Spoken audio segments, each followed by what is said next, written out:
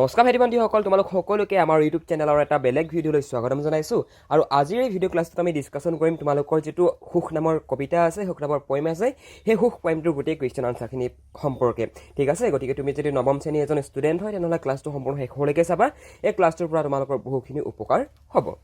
এতিয়া এক নম্বৰ কুৱেশ্যনটো হৈছে মানুহৰ সুখ দুখৰ আচল কথা কি? মানুহৰ সুখ দুখৰ আচল কথা হৈছে মানুহৰ মনটো আৰু মানুহৰ কাম। মানুহৰ মন আৰু মানুহৰ কাম এইকেইটাই মানুহ এজনৰ জীৱনটো সুখৰ হ'ব নে দুখৰ হ'ব এইটো নিৰ্ধাৰণ কৰে। গতিকে ইয়াৰ উত্তৰটো আমি কি লিখিবা? তোমালোকে কি লিখিবা? উত্তৰটো লিখিবা মানুহৰ সুখ দুখৰ আচল কথা হ'ল নিজৰ কৰ্ম আৰু নিজৰ মনটো। অ'কে, নেক্সট কুৱেশ্যনটো হৈছে কেনেকুৱা ধৰণৰ ভাৱে মানুহক তললৈ বোৱাই বুলি কবিয়ে ইয়াত উল্লেখ কৰিছে। মানে কেনেকুৱা ধৰণৰ মনোবৃত্তি থাকিলে, কেনেকুৱা ধৰণৰ মনোভাৱে মানুহক তললৈ তললৈ নমাই আনে বুলি কবিয়ে কবিতাটোত উল্লেখ কৰিছে।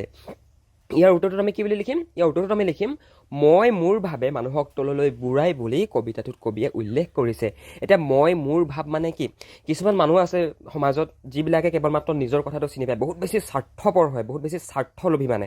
কেৱল মাত্ৰ নিজটোহে চিনি পায়। তো তেনেকুৱা ধৰণৰ মানুহৰ জীৱনৰ যিটো গতি নতুবা জীৱনটো যিমানটো আগলৈ যাব লাগে সিমানটো আগলৈ নাযায়। তেওঁলোকৰ জীৱনটো মানে খুবেই সীমিত পৰ্যায়তে থাকি যায়। তেওঁলোকক কোনো ভাল নাপায়, তেওঁলোকক সন্মান নকৰে সমাজত, গম পাইছেনে? গতিকে মই মোৰ ভাৱ এনেকুৱা ধৰণৰ ভাৱ তোমালোকে নাৰাখিবা আৰু এনেকুৱা ধৰণৰ ভাৱে মানুহক তললৈহে বুঢ়ায়, ওপৰলৈ নিব চাই তললৈহে নমাই আনে। বুজিলা? নেক্সট কুৱেশ্যনটো হৈছে নিস্বাৰ্থবাদ কেনেকুৱা? ইয়াৰ উত্তৰটো হৈছে নিস্বাৰ্থবাদ হৈছে সেন্দুৰীয়া আলিৰ নিচিনা। এতিয়া সেন্দুৰীয়া আলিৰ মানে কি? নিস্বাৰ্থ মানে কি? নিস্বাৰ্থ মানে হৈছে য'ত নেকি কোনো ধৰণৰ স্বাৰ্থ নাই। এতিয়া তোমাক যদি কোনোবাই কয় নিস্বাৰ্থ, তেনেহ'লে কি হ'ব? তেনেহ'লে তুমি মানুহটো এনেকুৱা মানুহ, তোমাৰ মানে কোনো ধৰণৰ স্বাৰ্থ নাই, তুমি স্বাৰ্থলোভী মানুহ নহয়। অ'কে, সেইজনকে কয় নিস্বাৰ্থ ব্যক্তি। এতিয়া সেই নিস্বাৰ্থবাদটো কেনেকুৱা বুলি কৈছে? নিস্বাৰ্থবাদটো হৈছে সেন্দুৰীয়া। আৰু নিস্বাৰ্থবাদটো সেন্দুৰীয়া বুলি কিয় কৈছে? নিস্বাৰ্থবাদটো সেন্দুৰীয়া বুলি এইটো কাৰণে কৈছে, ইয়াত সেন্দুৰীয়া যিটো শব্দটোৱে ইয়াত মানে ধুনীয়া। ঠিক আছে, সেন্দুৰীয়া ধুনীয়া মানে খুবেই ব্যক্তিক্ৰম। তো এই এনেকুৱা ধৰণৰ পৰিস্থিতিক বুজাবলৈ ইয়াত সেন্দুৰীয়া শব্দটো ব্যৱহাৰ কৰিছে, গম পালা? গতিকে লিখিবা নিস্বাৰ্থবাদ কেনেকুৱা বুলি যদি পৰীক্ষাত আহে তেনেহ'লে লিখিবা নিস্বাৰ্থবাদ হৈছে সেন্দুৰীয়া আলিৰ নিচিনা, মানে খুবেই ভাল, খুবেই মনোমোহা, খুবেই মনোমুগ্ধ, গম পালা?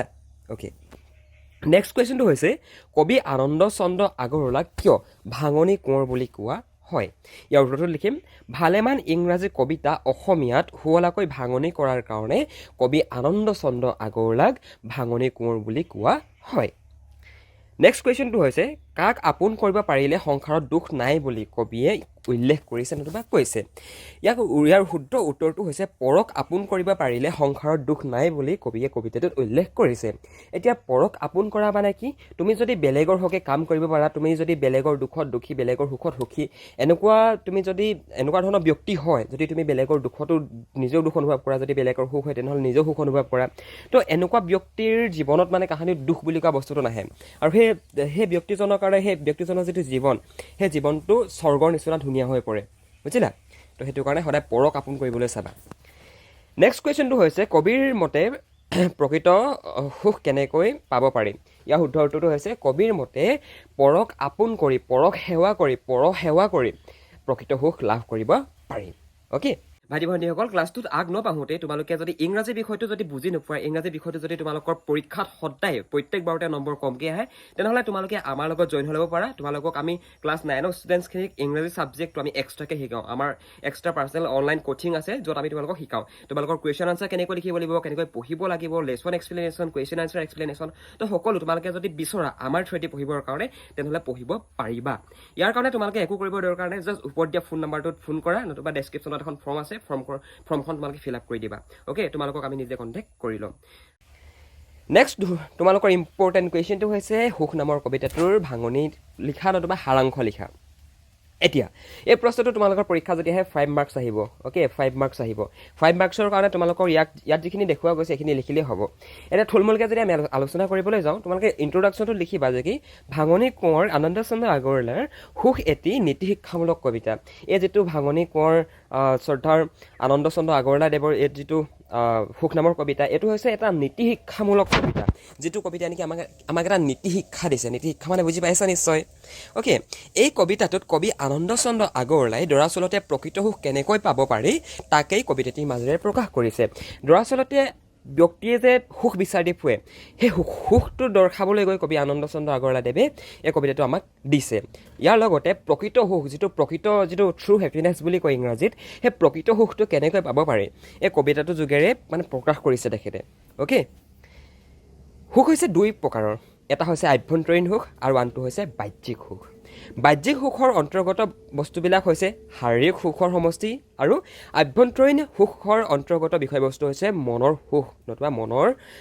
নতুবা মনৰ তৃপ্তি সুখ হৈছে দুই প্ৰকাৰৰ কোনো এজন ব্যক্তিয়ে দুই প্ৰকাৰে সুখ পাব পাৰে এটা হৈছে বাহ্যিক আৰু এটা হৈছে আভ্যন্তৰীণ মানে মানুহৰ মনৰ সুখৰ কথা কোৱা গৈছে আৰু বাহ্যিক মানে বাহিৰা কথাটো বাহিৰা বস্তুটোক আমি বাহ্যিক বুলি কওঁ মানে বাহ্যিক গম পাইছা নাই আধ্যাত্মিক নতুবা আভ্যন্তৰীণ সুখ মানুহৰ মনৰ ভিতৰৰ পৰা পোৱা যায় আৰু যিটো বাহ্যিক সুখ বুলি কয় বাহ্যিক সুখ আমি পিন্ধা মেলা আমাৰ শাৰীৰিক যি সুখ পিন্ধা খোৱা বোৱা এইবিলাক হৈছে আমাৰ মানে আভ্যন্তৰীণ নহয় এইবিলাক বাহ্যিক সুখ হয় এই দুই প্ৰকাৰে মানে কোনো এজন ব্যক্তিয়ে সংসাৰৰ পৰা সুখ পায় গম পাইছা নাই কিন্তু বৰ্তমান সময়ত মানুহে সুখ বুলি সুখ বিচাৰি বলিয়াদৰে হৈছে কিন্তু প্ৰকৃত সুখ সেই বলিয়াদৰে হোৱাৰ পৰৱৰ্তী পিছতো লাভ কৰিব পৰা নাই বৰং তাৰ সলনি দুখৰ উপৰিও দুখহে পায় প্ৰকৃত সুখ পাবলৈ হ'লে স্বাৰ্থ ত্যাগ কৰিব লাগিব আনৰ সুখত সুখী আৰু আনৰ দুখত দুখী হ'ব পাৰিব লাগিব পৰক আপোন কৰিব পাৰিব লাগিব আনৰ বাবে কান্দিব পাৰিব লাগিব নতুবা পৰৰ দুখত কান্দিব পাৰিলেহে কান্দোনতো সুখ পায় বুলি কবিতাটোত কবিয়ে উল্লেখ কৰিছে তাৰ মানে আমাৰ যিবিলাক বাহ্যিক সুখ ন তুমি কিবা এটা খাই ভাল পোৱা বহুত বেছি হেপিনেছ অনুভৱ কৰা বহুত বেছি সুখী অনুভৱ কৰা তুমি ভাল এটা কাপোৰ পিন্ধি পিনে ভাল এখন গাড়ী চলাই সুখ পোৱা সেইটো হৈছে তোমাৰ বাহ্যিক সুখ সেইটো সুখ তোমালোকক প্ৰত্যেকটো সময়তে প্ৰয়োজন হ'ব তাৰ মানে কি তুমি যদি ভাল কাপোৰ কানি পিন্ধিব পাৰিছা সেই কাপোৰ কানি তুমি পিন্ধিয়ে থাকিব লাগিব তেতিয়াহে তুমি সুখ অনুভৱ কৰিবা গম পাইছা নাই আজি তুমি গাহৰি মাংস দি নতুবা কিবা মাংস অকণমান দি ভাতটো খালা সেই সুখকণ তুমি ভাতটো খোৱাৰ সময়তে পালা সেই সুখকণ তুমি আকৌ নেক্সট ডে পাবলৈ হ'লে নেক্সট ডে তুমি আকৌ গাহৰি মাংস দি ভাত খাব লাগিব পইণ্টটো ধৰিব পাৰিছা নাই ঠিক তেনেকুৱা ধৰণে যিবিলাক বাহ্যিক সুখ এইবিলাক হৈছে টেম্পৰাৰী সুখ আৰু যিটো প্ৰকৃত সুখৰ কথা ক'বলৈ গৈ কবি শ্ৰদ্ধাৰ আনন্দ চন্দ্ৰ আগৰৱালাদেৱে ইয়াত এইটো কথা উল্লেখ কৰিছে যে কি আমি যদি পৰক আপোন কৰিব পাৰোঁ আমি যদি পৰৰ বাবে কাম কৰিব পাৰোঁ আমি যদি আনৰ বাবে কাম কৰিব পাৰোঁ আনক যদি আমি সহায় কৰিব পাৰোঁ পৰৰ দুখত দুখ পৰৰ সুখত সুখী নিজে যদি সুখ অনুভৱ কৰিব পাৰোঁ তেনেহ'লে এজন ব্যক্তিয়ে প্ৰকৃত সুখ লাভ কৰিব পাৰিব আৰু এইটোৱে হৈছে কবি আনন্দ চন্দ্ৰ আগৰৱালাদেৱৰ কবিতাটোৰ মূল মন্ত্ৰ বুজি পালা যদি বুজি পালা লাইক কৰি দিবা হা অ'কে মই মোৰ ভাৱ নলৈ সমাজৰ প্ৰত্যেক ব্যক্তিকে আঁকোৱালি ল'ব পাৰিলে স্বৰ্গ সুখ পোৱা যায় স্বৰ্গ মৰ্ত্য পাতাল তোমালোকে নিশ্চয় জানাম আৰু স্বৰ্গ বুলি কোৱাৰ লগে লগে আমাৰ মাইণ্ডত কেনেকুৱা এটা চিনেৰিও আহে বাৰু স্বৰ্গ বুলি কোৱাৰ লগে লগে ফল ফুল ধুনীয়া ধুনীয়া ৰাণী নহয় জানো মানে খুব এখন মানে বহুত ভাল ঠাই এতিয়া তুমি যদি মই মোৰ ভাৱ এনেকুৱা ভাৱ যদি তুমি মনৰ মাজত নাৰাখি তুমি যদি এই পৃথিৱীৰ প্ৰত্যেকজন ব্যক্তিকে আপোন কৰিব পাৰা তেনেহ'লে সেই যি স্বৰ্গীয় সুখ তুমি এই মৰ্ত্যতে পাবা গম পাইছা নাই স্বৰ্গীয় সুখ তুমি পৃথিৱীতে পাই যাবা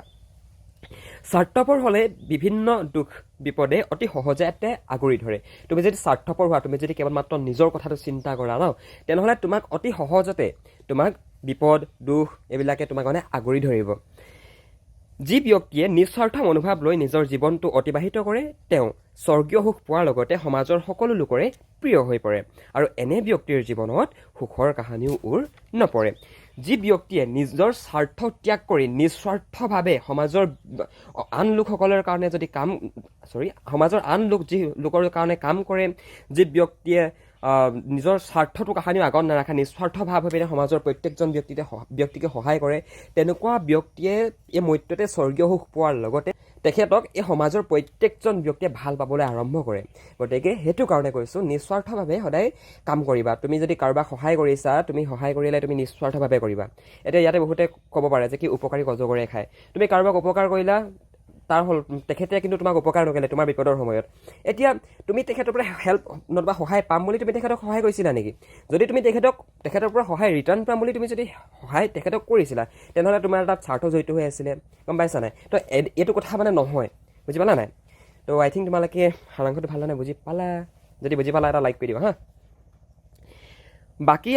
আছে তোমালোকৰ অকল নিজৰ নিমিত্তে নহয় আমাৰ জীৱন ভাই পৰৰ কাৰণে খাটিব পাৰিলে সংসাৰ সুখৰ ঠাই ভাইটি ভণ্টিসকল ক্লাছটোত আগ নপাহোঁতে তোমালোকে যদি ইংৰাজী বিষয়টো যদি বুজি নোপোৱা ইংৰাজী বিষয়টো যদি তোমালোকৰ পৰীক্ষাত সদায় প্ৰত্যেকবাৰতে নম্বৰ কমকৈ আহে তেনেহ'লে তোমালোকে আমাৰ লগত জইন হৈ ল'ব পাৰা তোমালোকক আমি ক্লাছ 9ৰ ষ্টুডেণ্টছখিনিক ইংৰাজী ছাবজেক্টটো আমি এক্সট্ৰাকৈ শিকাওঁ আমাৰ এক্সট্ৰা পাৰ্চনেল অনলাইন কোচিং আছে য'ত আমি তোমালোকক শিকাওঁ তোমালোকৰ কুৱেশ্যন আনচাৰ কেনেকৈ লিখিব লাগিব কেনেকৈ পঢ়িব লাগিব lesson explanation question answer explanation তো সকলো তোমালোকে যদি বিচৰা আমাৰ থ্ৰুৱেদি পঢ়িবৰ কাৰণে তেনেহ'লে পঢ়িব পাৰিবা ইয়াৰ কাৰণে তোমালোকে একো কৰিব দৰকাৰ নাই জাষ্ট ওপৰত দিয়া ফোন নম্বৰটোত ফোন কৰা নতুবা ডেছক্ৰিপশ্যনত এখন ফৰ্ম আছে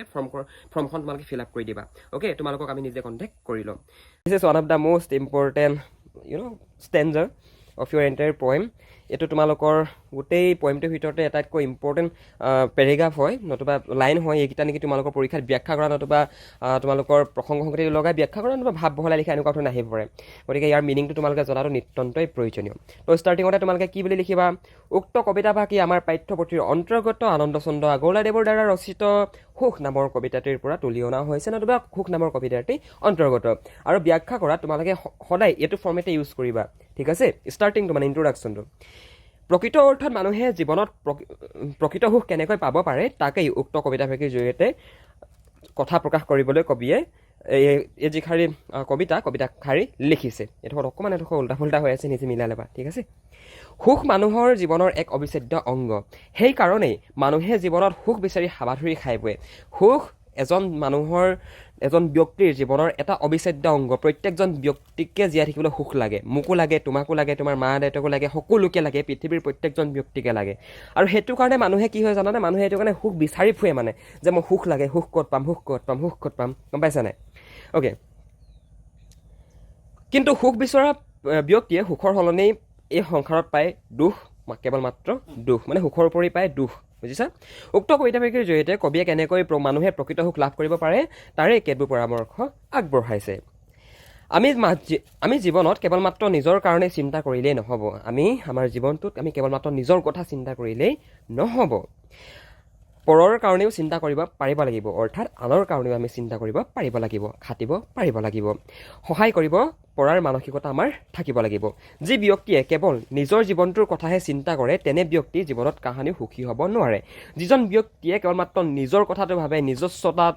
নিজস্বটো সদায় আগত ৰাখে তেনে ব্যক্তিয়ে সমাজত কাহানি সুখী হ'ব নোৱাৰে হয় মানুহে দেখাব পাৰে যে কি মই বহুত সুখী কিন্তু যিজন ব্যক্তিয়ে যিজন এনেকৈ স্বাৰ্থপৰ যিবিলাক ব্যক্তি ন যিবিলাক মানুহ সেইবিলাক মানুহে দেখাই মই বহুত সুখী কিন্তু আভ্যন্তৰীণভাৱে মনৰ মাজত কিন্তু তেখেতলোক সুখী নহয় আকৌ তেখেতলোকৰ পৰিয়ালত সমস্যা তেখেতলোকৰ গোটেই জীৱনটোৱে সমস্যা হৈ থাকে গম পালা নাই কিন্তু মানুহক বাহ্যিকভাৱে দেখাই পৰিছে কি মই বহুত হেপী আছোঁ বহুত সুখী কিন্তু আভ্যন্তৰীণভাৱে সেইবিলাক মানুহ তেনেকুৱা নহয় বুজিলা সকলোকে আপোন ভাবি সকলোৰে কাৰণে কাম কৰিব পাৰিলে মানুহে প্ৰকৃত সুখ লাভ কৰাৰ লগতে তেখেতৰ বাবে সমস্ত সংসাৰখনেই সুখৰ ঠাই হৈ পৰিব বুলি কবিতাফাঁকিৰ জৰিয়তে কবিয়ে উল্লেখ কৰিছে এতিয়া তুমি যদি নিজৰ স্বাৰ্থ ত্যাগ কৰি সমাজৰ প্ৰত্যেকজন ব্যক্তিৰ ভালৰ হকে যদি কাম কৰা তুমি যদি সমাজৰ প্ৰত্যেকজন ব্যক্তিকে ভাল পোৱা প্ৰত্যেকজন ব্যক্তিকে যদি আপোন কৰি লোৱা তেনেহ'লে তোমাকো এই সমগ্ৰ পৃথিৱীয়ে ভাল পাবলৈ আৰম্ভ কৰিব আৰু তোমাৰ কাৰণে মানে এই পৃথিৱীখনে এই মৰ্ত্যখনতে তুমি স্বৰ্গীয় সুখ পাবা মানে বুজিছা নাই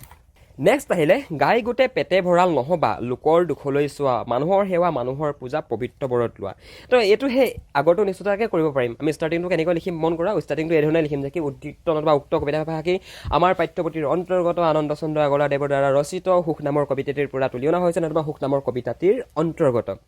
অ'কে তাৰপিছত এই কথাফাঁকিৰ জৰিয়তে কি বুজিছে গম পোৱা নাই মানে গাই গোটেই পেটে ভঁৰাল নহ'বা মানে তোমাক স্বাৰ্থপৰ হ'বলৈ কোৱা নাই তোমাক মানে স্বাৰ্থপৰ হ'ব কোৱা নাই তাৰমানে অকল যে নিজৰ কথাটো চিন্তা কৰিবা তোমাক তেনেকুৱা হ'ব কোৱা নাই গাই গোটেই পেটে ভঁৰাল এই শব্দটোৰ দ্বাৰা তোমাক স্বাৰ্থপৰ নহ'ব কৈছে গম পাইছা নাই গাই গোটেই পেটে ভঁৰাল নহ'বা মানে কেৱল মাত্ৰ তুমি স্বাৰ্থপৰ নহ'বা লোকৰ দুখলৈ চোৱা অন্য ব্যক্তিৰ দুখলৈকো তোমাক চাব কৈছে অন্য ব্যক্তিকো সহায় কৰিব কৈছে অন্য ব্যক্তিৰ জীৱনত যদি কিবা বিপদ আপদ চলিছে তেনেহ'লে তুমি যদি পাৰা তোমাৰ যদি সামৰ্থ্য আছে সামৰ্থ্য অনুযায়ী তুমি হেল্প কৰা সহায় কৰা গম পাইছে না আনৰ কথাও তোমাক চিন্তা কৰিবলৈ কৈছে মানুহৰ সেৱা মানুহৰ পূজা পবিত্ৰ বৰত লোৱা আৰু মানুহৰ সেৱা মানুহৰ পূজা এই মানে মানুহৰ সেৱা মানুহৰ পূজা মানে কি মানুহক সহায় কৰা মানুহৰ কথা ভাবা মানুহক ভাল পোৱা এইবিলাক কথাকে বুজাইছে ইয়াত গম পাইছে না আৰু এইবিলাক তোমাক পবিত্ৰ বৰত ল'ব গৈছে অৰ্থাৎ এইবিলাক মানে তোমাক একোটা তোমাৰ নিজৰ দায়িত্ব নিজৰ কৰ্তব্য হিচাপে ল'ব গৈছে কিয়নো চোৱা দুখীয়া ভঙা পূজা একোখনি তীৰ্থ তাত একোখনি পুণ্যৰ আশ্ৰম মৰিলেও পুনৰ আহি দুখীয়া দেশতে মই লওঁ যেন পুনৰ জনম কবি নলিনীবালা দেৱীৰ এটা কবিতা আছে তোমালোকে নিশ্চয় কবিতাটো শুনিছা এতিয়া কৰা পূজা পাদ্য ঐক্যলৈ জয় জয় মানৱদেৱ এইষাৰ কবিতাও তোমালোকে ক'ৰবাত শুনিছা ক্লাছ 10ত আছেগৈ এতিয়া তোমাক যদি পূজা কৰিব তোমাৰ মন গৈছে তুমি মন্দিৰত গৈ পূজাত কৰাতকৈ তুমি মছজিদত গৈ পূজা কৰাতকৈ একৰ্ডিং টু দ্য পইণ্ট কবিজনৰ মতে মন্দিৰত গৈ পূজা কৰাতকৈ মছজিদত গৈ পূজা কৰাতকৈ তুমি মানুহক পূজা কৰা মানে ইন দ্য চেন্স এইটো কোৱা নাই যে কি তুমি মানুহ এজন আগত বহাই ধূপ ধূনা জ্বলাই এনেকৈ কৰি থাকিবা সেইটো পূজাৰ কথা ইয়াত কোৱা নাই ইয়াত কৈছে মানুহক সহায় কৰা মানুহক ভাল পোৱা সেইটো কথা কৈছে মানে ঠিক আছে কৰা পূজা পাদ্য ঐক্যলৈ যদি তোমাৰ পূজা কৰিব মন আছে তেনেহ'লে মানুহক পূজা কৰা মানুহক ভাল পোৱা গম পাইছানে মানুহৰ সহায় কৰা গম পাইছা মানুহৰ হকে কাম কৰা গম পাইছা তো এইখিনিয়ে আছিলে আজিৰ ক্লাছটো তোমালোকে নিশ্চয় ভাল পালা আৰু কথাবিলাক একচুৱেলি কি হয় জানানে তোমালোকে যদি নিজে ভাল ধৰণে বুজি পোৱা যদি ভাল ধৰণে মনৰ মাজত সোমাই যায় যে কথাষাৰিৰ জৰিয়তে আমাক কবিজনে কি কথা আমাক বুজাইছে তেনেহ'লে তোমালোকক যি খাৰি কবিতাই নিদিয়ক লাগে যিটো কুৱেশ্যনেই তোমালোকক নিদিয়ক লাগে তোমালোকৰ কিতাপত নাথাকিলেও সেইটো প্ৰশ্নৰ উত্তৰ তোমালোকে 101% বহুত ভাল ধৰণে লিখি থৈ আহিব পাৰিবা ট্ৰাষ্ট মি